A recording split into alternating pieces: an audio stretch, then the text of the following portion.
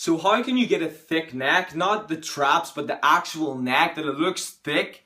Now, a lot of skinny guys sort of suffer from like a skinny neck and they look like a fucking giraffe. So how is it that you can build a thicker neck?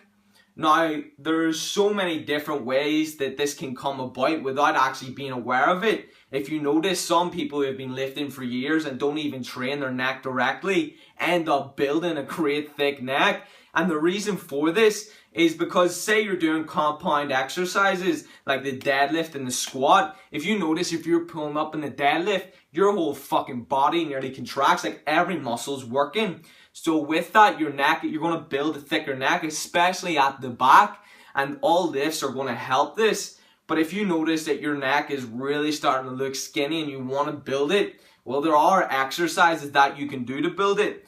Now, for me, I didn't have access to this equipment whenever I started training my neck. Now, I don't train my neck anymore because it got thick as fuck. So I don't need to train it. But for you guys who want to get a thicker neck, what is it that you can exactly do? Now, first of all, you want to start off with your body weight, and you want to be extremely careful that you don't pull any muscle in your neck. So make sure your neck's well warmed up. But what you want to do is you want to lie flat on a bench as if you're about to do a bench press. And as you lie on the bench, like say you're about to lie on the bench, you want to make sure that this part is touching the end of the bench, meaning that your whole head is hanging off the end of it. And then with that, you want to come right down and then right up and get a contraction in the neck. And this is going to work the front bit. See this V here? You probably can't see it on me, but it's the V that runs down here. This is going to work this part of the neck. Then if you want to work the rear part, just do the opposite. Lie on the bench so it's just coming across your chest. Come down, come up and contract. Now you can buy so many different things for this. Have you ever seen some boxers whenever they do training? They put nearly like a headband over their head and then chains hang off it and they attach a dumbbell and they'll do that there. Now what I did was, now you can use this as well, is hold the dumbbell. Now don't focus all your grip strength on it. Just let it relax on the part of your head that you're training. So let it sit in the front of your head and come down and contract the neck.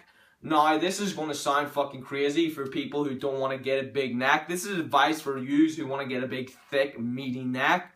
And with that, obviously, focus on all your major compound movements. If you are doing compound movements, your neck is going to grow.